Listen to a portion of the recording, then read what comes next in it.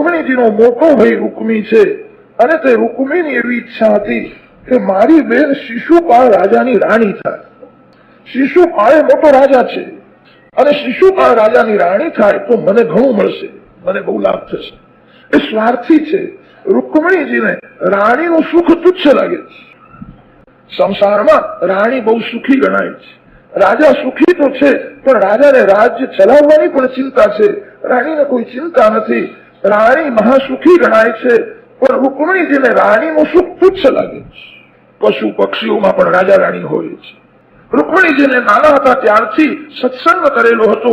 એમને પરમાત્મા સાથે પરણવાની ઈચ્છા હતી. રૂકમિણીજીએ ઘરમાં સહન કર્યું છે. રૂકમિણીજીનું જીવન બહુ સાદું છે. ભાગવતના શ્લોકોથી એકનાથ મહારાજે સિદ્ધ કર્યું છે. રાજકન્યા છે પણ એનું જીવન અતિશય સાદું છે. સાદું ભોજન ભાવે, સત્કર્મ સતત કરે.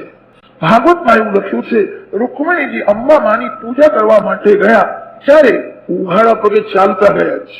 રાજકન્યા છે, ઘરમાં ઘણા વાહન છે, માતાજીની પૂજા કરવા જાય છે ત્યારે વાહનમાં બેસતા નથી. આ બધા શ્લોકો ભાગવતમાં છે અને એ શ્લોક ઉપરથી સિદ્ધ કર્યું છે જેને પરમાત્મા સાથે પરણવું છે એને સાદું ભોજન ભાવે, એનું જીવન સાદું હોય છે. જેને સાદું ભોજન ભાવે છે એ જ સાધુ છે. જેનું ભોજન બહુ સરસ હોય એનું ભજન નીરસ થઈ જાય છે. જેનું ભોજન નીરસ એનું ભજન સરસ થાય છે. ભોજન સરસ હોય ને તો થોડુંક વધારે ખાય છે અને ભોજન નીરસ હોય તો પેટમાં જેટલી ભૂખ હશે એટલું જ ખાશે. રૂકમિણીજીનું જીવન બહુ સાદું હતું. અધ્યામ વિનિર્યય દ્રષ્ટમ ભવાન્યા પાદપલ્લવમ.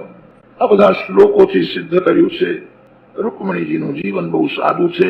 એમને રાણીનું સુખ તુચ્છ લાગે છે. એમણે સત્સંગ કર્યો છે. એમને નિષ્કામ પરમાત્માને મળવાની ઈચ્છા છે. શિશુપાળ સાથે લગ્ન નક્કી કરવામાં આવ્યું છે. રૂકમિણીજીને ગમ્યું નહીં. શિશુપાળ જાન લઈને આવ્યો હતો. શિશુપાળ શબ્દનો વિચાર કરો તો ધ્યાનમાં આવશે અતિકામી હતું. શિશુ શબ્દનો અર્થ થાય છે બાળક. નાના નાના બાળકોનું પાલન પોષણ કરવામાં જેના સમયનો અને સંપત્તિનો નાશ થાય એ જ શિશુપાળ છે. શિશુપાળ એવો મૂર્ખ છે. લગ્નમાં જવાનું છે, ગણપતિ મહારાજની પૂજા કરવા બેઠો છે. એવો મૂર્ખ હતો. ગણપતિ પૂજનમાં કન્યાનું ચિંતન કરતો હતો. રાજકન્યા બહુ સુંદર છે, મને મળવાની છે. ગોળ મહારાજ એને સમજાવે ગણપતિ બાપાને હવે દરો અર્પણ કરો. આ રાજકન્યાનું ચિંતન કરે તે ચોખા ફેંકે. એની માં એને કે તું શાંતિથી પૂજા કર ને તો તારા લગ્નમાં વિઘ્ન આવશે. કે નાના રાજકન્યા મને જ મળવાની છે, બહુ સુંદર છે. એને ગણપતિ બાપાની પૂજા બરાબર કરી નહીં. તેથી ગણપતિ બાપા એના લગ્નમાં વિઘ્ન કર્યું. ગણપતિ મહારાજ વિઘ્ન કરતા છે, વિઘ્ન હરતા છે. રૂકમિણીજીને ઠીક લાગ્યું નહીં. મારી ઈચ્છા નથી. મારો ભાઈ શિશુપાળ સાથે મારું લગ્ન કરવા માંગે છે. 7 શ્લોકોમાં પત્ર લખ્યો છે અને તે પત્ર સુદેવ બ્રાહ્મણને આપ્યો અને કહ્યું કે આ પત્ર ભગવાનના હાથમાં આપો, બીજા કોઈના હાથમાં આપતા નહીં. મારે પરમાત્મા સાથે પરણવું છે. મારા માટે થોડી સિફારસ કરે. ભગવાનના ત્યાં પણ સિફારસથી કામ જલ્દી થઈ જાય છે એવું લાગે છે. કોઈ સંત સાથે એવો સ્નેહ કરો કે સંતને તમારી લાગણી થાય અને સંત તમારા માટે ભગવાનની પ્રાર્થના કરે.